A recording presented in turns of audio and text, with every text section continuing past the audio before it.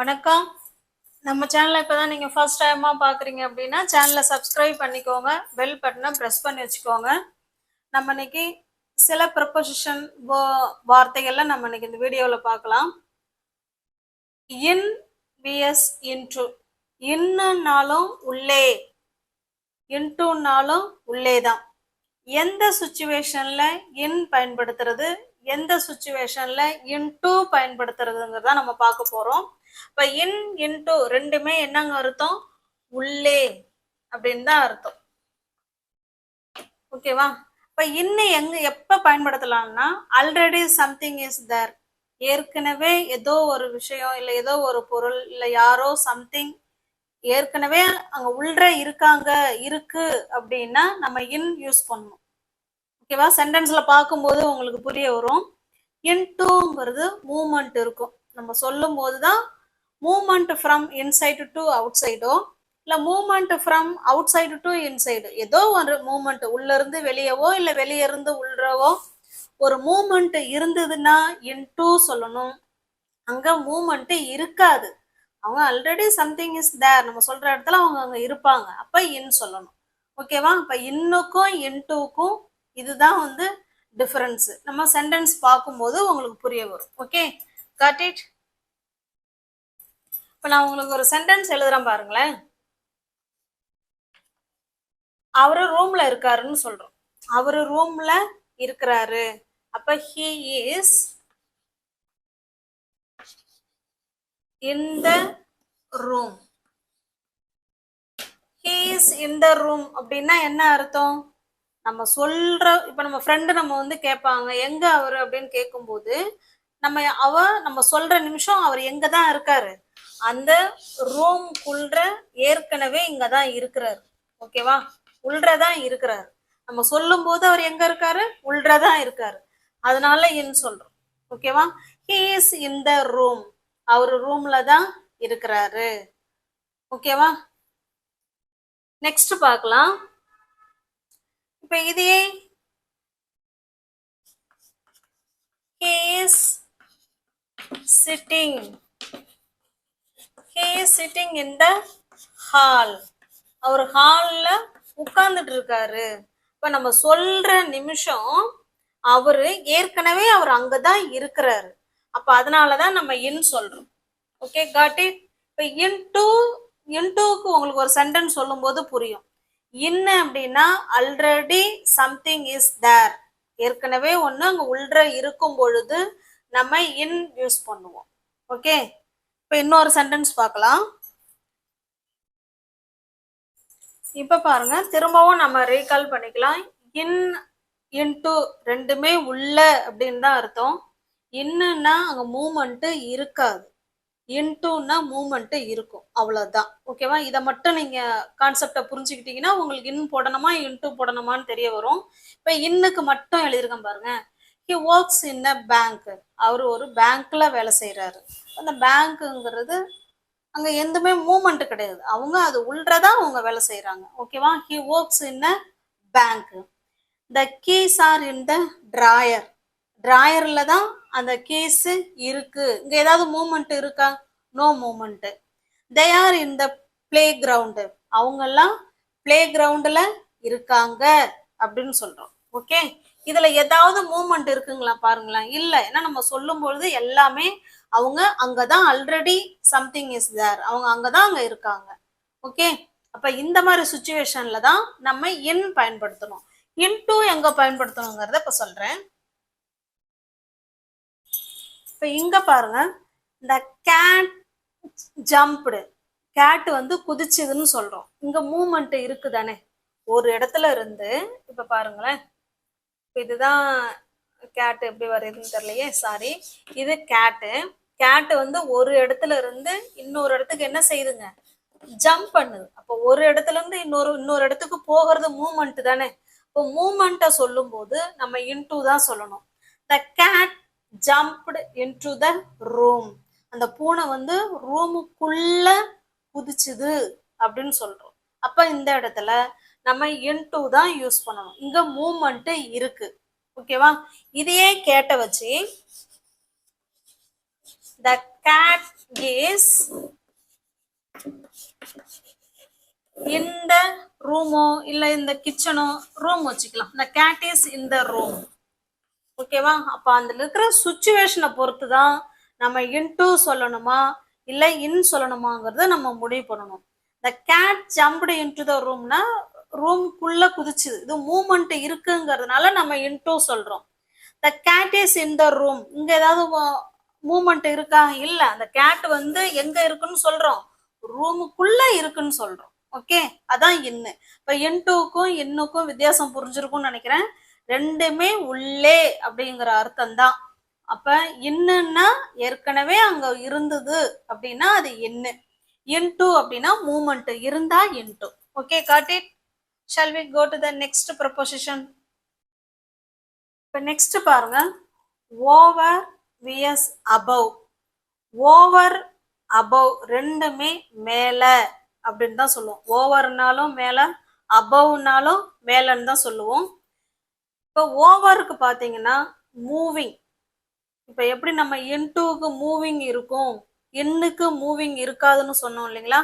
அதே மாதிரி தான் ஓவருக்கு மூவிங் இருக்கும். ஒரு இடத்துல இருந்து இன்னொரு இடத்துக்கு மூவிங் இருக்கும், ஆனா டச்சிங் இருக்காது. No touch. ஓகே, அந்த மூவ் பண்ற ஆப்ஜெக்ட் எந்த வகையிலும் எது கூடயும் டச் ஆகாது. அப்படி இருக்கும்போது, அதாவது மூவிங்ல இருக்கணும், எதோடையும் டச் ஆகக்கூடாது. அப்படின்னா அது ஓவர். அபவ் அப்படின்னாலும் மேலே அப்படின்னு தான் அர்த்தம். ஆனா இங்க டச்ல இருக்கும், ஆனா இங்க மூவ்மெண்ட் இருக்காது. ஓகே, காட்டி. இப்போ உங்களுக்கு சென்டென்ஸ் பார்க்கும்போது உங்களுக்கு புரிய வரும். இதெல்லாம் நீங்க நோட் பண்ணி வச்சுக்கணும். நோட் போட்டு நோட் பண்ணி வச்சுக்கோங்க. ஓகே, இப்ப பாருங்க, இது உங்களுக்கு நல்லா புரிய வரும். நான் இதை வந்து எரேஸ் பண்ணாமலே அதுலயே எக்ஸாம்பிள் கொடுத்துருக்கேன். அப்பதான் உங்களுக்கு நல்லா வந்து அண்டர்ஸ்டாண்ட் ஆகும். பாருங்களேன், ஓவர் அப்படின்னா மேலே அப்படின்னு தான் அர்த்தம். மூவிங் இருக்கும், ஆனா எது கூடயும் டச் ஆகாது. அபவ் அப்படின்னாலும் மேலே அப்படின்னு தான் அர்த்தம். ஆனா இங்க வந்து நம்ம சொல்ற ஆப்ஜெக்ட் ஏதோ ஒரு பொருள் டச்ல இருக்கும், ஆனா மூவ்மெண்ட்ல இருக்காது. ஓகே, இப்ப எக்ஸாம்பிள் பாருங்களேன். The birds fly over the tree. நம்ம என்ன சொல்றோம்? அந்த பறவைகள் வந்து மரத்துக்கு மேல பறந்தது, பறக்கிறது அப்படின்னு சொல்றோம். பிரசன்ட்ல சொல்றோம், பறக்குது அப்படின்னு சொல்றோம். ஓகே, இப்போ இதே வந்து பாஸ்ட் டென்ஸ் சொன்னா ஃப்ளீவ்னு சொல்ல போறோம். அவ்வளவுதான். அது நமக்கு தேவையில்ல. எங்க ஓவர் சொல்லணும், எங்க அபவ் சொல்லணும், அதுதான் பார்க்க போறோம். the birds fly over the tree அப்படின்னா பறவைகள் வந்து மரத்துக்கு மேல பறக்குது. இப்ப நம்ம ஒரு மரத்தடியில நிக்கிறோம், மேல பாக்குறோம்னா அப்ப இதை சொல்லலாம், the birds fly over the tree. இப்ப இந்த இடத்துல பாருங்களேன், the birds வந்து இது ஒரு நவுனு, ட்ரீ ஒரு நவுனு. இவங்க ரெண்டு பேரும் ஏதாவது டச் ஆகுறாங்களா? இல்ல. மேல பறக்குறாங்க அப்படின்னு தான் சொல்றோம். அப்ப மூவ்மெண்ட் இருக்கு, அதே போல டச்சிங்லயும் இல்லை. Okay, the birds fly over the tree. பறவைகள் மரத்துக்கு மேல பறக்குது அப்படின்னு சொல்றோம்.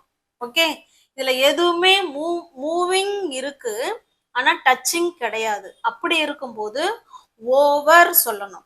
இப்ப அபவ் பாருங்க, the fan is above my head. இப்ப நம்ம இருக்கிறோம், நம்ம தலைக்கு மேல ஃபேன் இருக்குன்னு சொல்றோம். ஆனா ஃபேன் எங்க இருக்கு? ஃபேன் வந்து டச்சிங்ல இருக்குன்னு சொல்றோம். நம்ம தலையோட டச்சிங்ல இருந்தா அதை ஆன் சொல்லணும், அது வேற. ஃபேன் வந்து இன்னொரு ஆப்ஜெக்டோட அங்க டச்ல இருக்கு. எதுல டச்ல இருக்கு? வால் கூட, சுவத்துல வாலோட டச்ல இருக்கு. ஓகேவா? அதுதான் டச்சிங். இதுல மூவ்மெண்ட் இருக்கா? இல்ல.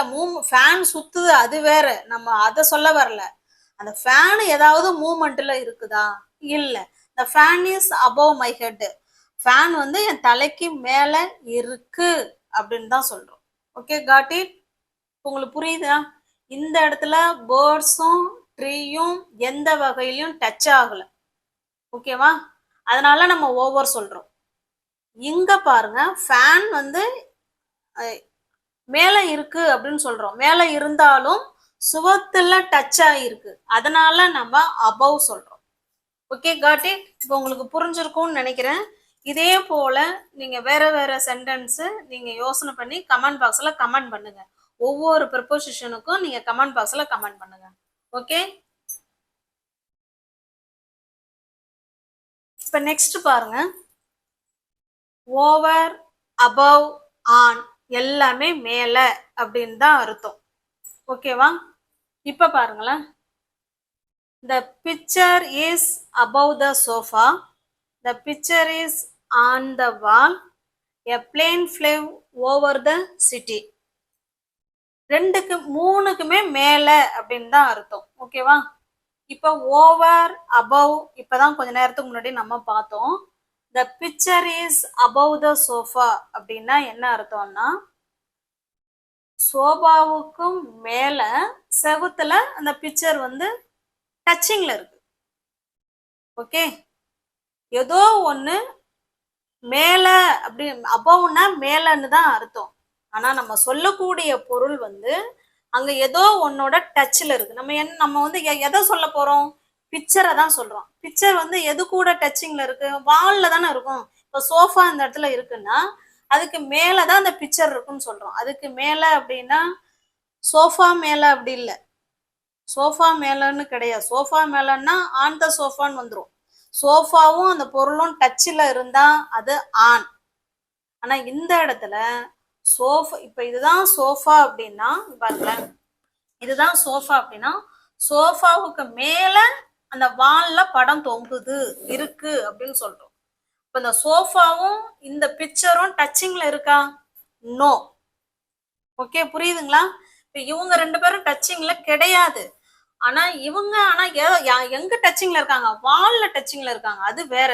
நம்ம சொல்லக்கூடிய ரெண்டு பொருளும் டச்சிங் கிடையாது. அப்படி இருக்கும்போது தான் நம்ம அபவ் யூஸ் பண்ணணும். the picture is above the sofa. Okay, இப்ப இதே சென்டென்ஸ பிக்சர் வந்து சோபா மேல இருக்கு அப்படின்னா picture is on the sofa இப்படி சொல்லிடலாம். இப்ப இது என்ன விளக்கம் அப்படின்னா, இப்ப இதுதான் சோஃபா அப்படின்னா சோஃபா மேலேயே இந்த பிக்சர் இருக்கு. ஓகேவா? இது ரெண்டும் டச்சிங்ல இருக்கு பாருங்க. அப்ப நம்ம சொல்லக்கூடிய திங்ஸ் வந்து டச்சிங்ல இருக்கு அப்படின்னா ஆன் சொல்லுங்க, டச்சிங்ல இல்ல அப்படின்னா அபவ் சொல்லுங்க. ஓகே, காட்டி. the picture is above the sofa, the picture is on the sofa. நம்ம சொல்ற கான்டெக்ஸ்ட பொறுத்து தான் அபவ் வருமா இல்ல ஆன் வருமா அப்படிங்கறத நம்ம முடிவு பண்ணிக்கணும். அடுத்ததா பாருங்க, ஓவர்.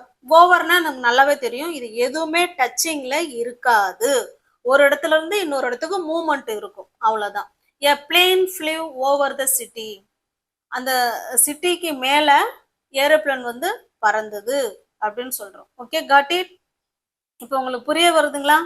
ஆன் அப்படின்னா நம்ம சொல்ற பிக்சரும் சோஃபாவும் ஒண்ணு மேல ஒண்ணு டச்சிங்ல இருக்கும். ஒன்னோட ஒண்ணு டச்சிங்ல இருந்தா அது ஆன். இந்த பிக்சரோ சோஃபாவோ ஏதோ ஒண்ணு வேற ஒன்னோட டச்சிங்ல இருக்கும். இந்த பிக்சர் வந்து எதுல வந்து டச்சிங்ல இருக்கு?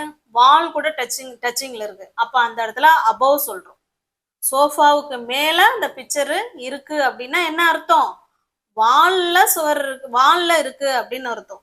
இப்படி சொன்னாங்கன்னா அந்த சோஃபா மேலேயே இருக்கு அந்த பிக்சரு அப்படின்னு அர்த்தம். Okay, got it?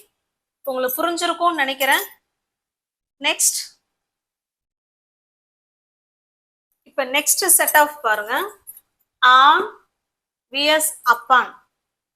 ஆன்னா மேல, மீது அப்படின்னு தான் அர்த்தம். அது போல அப்பான்னாலும் மேல, மீது அப்படின்னு தான் அர்த்தம்.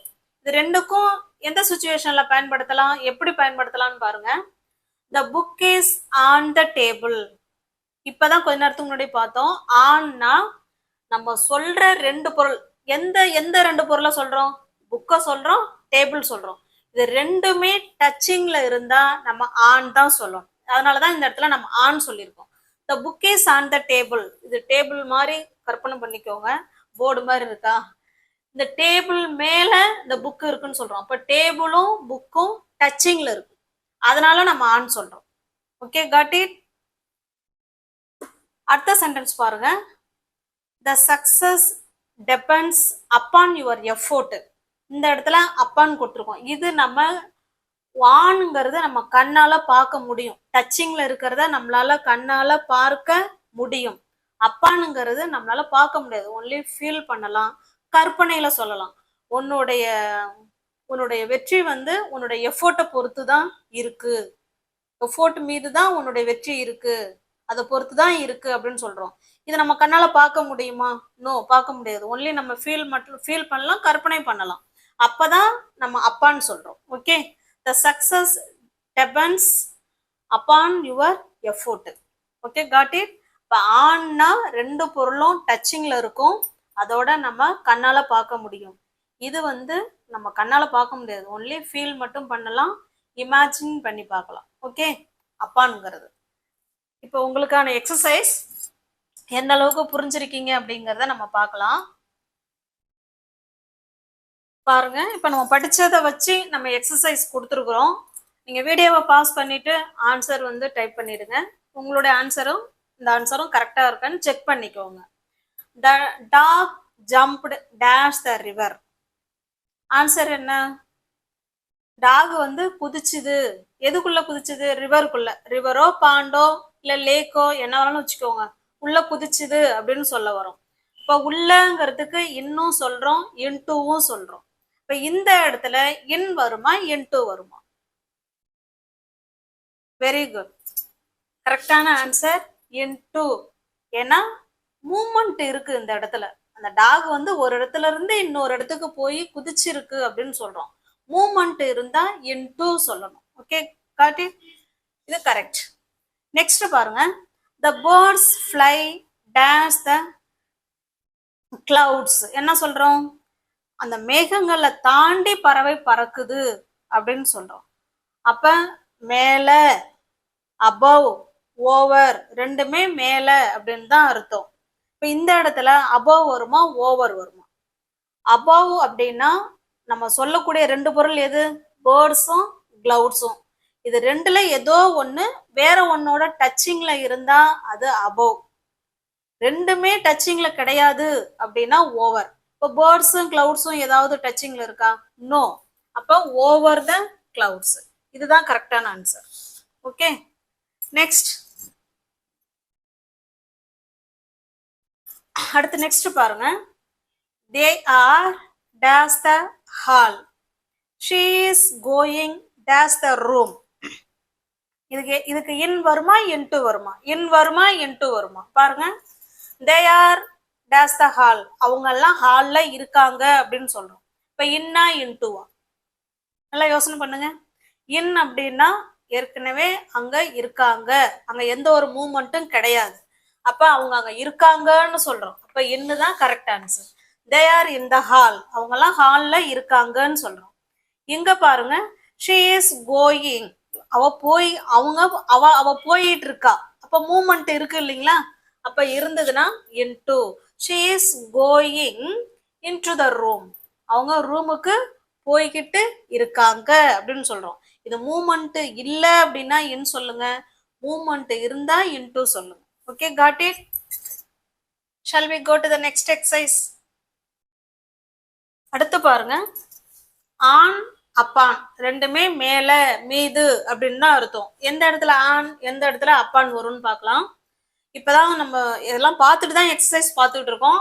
ஆன் அப்படின்னா ரெண்டு பொருளுமே, நம்ம சொல்லக்கூடிய ரெண்டு பொருளுமே டச்சிங்ல இருந்தா ஆன். அப்பானுங்கிறது டச்சிங்லாம் இருக்காது. இது நம்ம கண்ணால பார்க்க முடியும். டச்சிங்ல இருக்கிறத பார்க்க முடியும். அப்பான்னா நம்ம ஒன்லி இமேஜின் பண்ணி பார்க்கலாம். ஓகேவா? இப்ப பாருங்க. The cat is dash the pillow. Cat வந்து பில்லோ மேல இருக்கு அப்படின்னு சொல்றோம். அப்ப ஆன் வருமா, அப்பான் வருமா? அந்த பூனை கேட்டு மேல இருக்கிறத நம்ம பார்க்கிறோம், பார்த்துட்டு தான் சொல்றோம். ஓகே, அப்ப on. The cat is on the pillow. Next பாருங்க. She put her hand.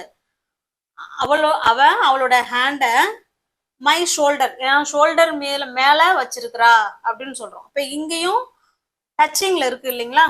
அப்ப ஆன். ஆன் மை ஷோல்டர், என் ஷோல்டர் மேல அவளுடைய கைய அவ வச்சிருக்கா அப்படின்னு சொல்றோம். Okay, got it. அப்ப ரெண்டுமே ஆன் தான் ஆன்சர். நெக்ஸ்ட். அடுத்தது பாருங்க. த clock is dash my head. Clock வந்து என் தலைக்கு மேல இருக்குன்னு சொல்றோம். அபவ்னாலும் மேலதான், ஆன்னாலும் மேலே மீது அப்படின்னு தான் அர்த்தம். The clock is dash the wall. மேல இருக்கு. வால் மேல இருக்குன்னு சொல்றோம். இப்ப பாருங்க, இதுக்கு above வருமா ஆன் வருமா? அது போல இந்த சென்டென்ஸுக்கும் above வருமா ஆன் வருமா? the clock is dash my head, என் தலைக்கு மேல கிளாக் இருக்கு அப்படின்னு சொல்றோம். ஓகே, அப்ப தலைக்கு மேலன்னா சுவத்துல இருக்கு அப்படின்னு சொல்றோம். இந்த இடத்துல above. ஓகே, ஒருவேளை நம்ம வந்து கிளாக்க தலையில வச்சுக்கிட்டே நம்ம கேக்குறோம், இப்ப இந்த கிளாக் எங்க இருக்கு அப்படின்னு கேட்டோம்னா அப்ப பிள்ளைங்க பாக்குறாங்க கண்ணால. அப்ப இந்த கிளாக் வந்து the clock is on your head, உங்க தலை மேல இருக்குன்னு சொல்றோம். நம்ம கண்ணால அந்த இடத்துல ஆன் தான் வரும். ஆனா இந்த இடத்துல நம்ம தலைக்கு மேல கிளாக் இருக்குன்னு சொல்றோம். அப்ப அந்த கிளாக் செவுத்துல மாட்டியிருந்தாதான் நம்ம ஆன் சொல்ல முடியும். அதே தலையில வச்சிருந்தோம் அப்படி சாரி அபவ் சொல்லணும். அதே தலையில வச்சிருந்தோம்னா ஆன் தான் சொல்லணும். Okay, the clock is above my head, என் தலைக்கு மேல கிளாக் இருக்கு அப்படின்னு சொல்றோம். இந்த இடத்துல பாருங்களேன், த கிளாக் இஸ், இங்கதான் நம்ம என்ன சொல்லணும், ஆன் த வால், வால்ல கிளாக் இருக்கு, அதை பார்த்துட்டு சொல்றோம். அந்த கிளாக் எங்க இருக்கு, ஆன் த வால்ல இருக்கு. அப்ப கிளாக்கும் வாலும் டச்சிங்ல இருக்கு. ரெண்டும் டச்சிங்ல இருந்தா ஆன் சொல்லணும். Okay, got it. இந்த இடத்துல கிளாக் மட்டும்தான் டச்சிங்ல இருக்கு. எங்க, வேற ஒரு வாலோட டச்சிங்ல இருக்கு. கிளாக்கும் ஹெட்டும் டச்சிங்ல இருந்ததுன்னா நீங்க ஆன் சொல்லிக்கோங்க. இதுல ரெண்டுல ஏதோ ஒன்னு டச்சிங்ல இருக்குன்னா அபவ் தான் சொல்லணும். ஓகே, இப்ப யாரெல்லாம் 8 out of 8 வாங்குனீங்கிறத என் கமெண்ட் பாக்ஸ்ல கமெண்ட் பண்ணுங்க. உங்களுக்கு வீடியோ பிடிச்சிருக்கும் அப்படின்னு நம்புறேன். லைக் பண்ணுங்க, கமெண்ட் பண்ணுங்க, தெரிஞ்ச உங்களோட ஃப்ரெண்ட்ஸ் அண்ட் ஃபேமிலிக்கு ஷேர் பண்ணுங்க. தேங்க்யூ.